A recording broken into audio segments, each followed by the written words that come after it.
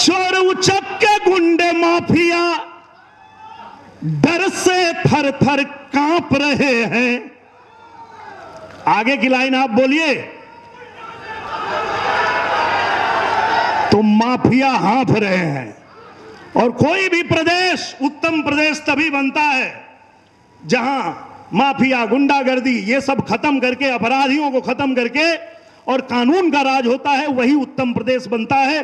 पूज्य महाराज जी के चरणों में सादर प्रणाम करते हैं कि आपने उत्तर प्रदेश को इस तरह से उत्तम प्रदेश बना दिया है और आज हम सभी लोग आपके बहुत आभारी हैं।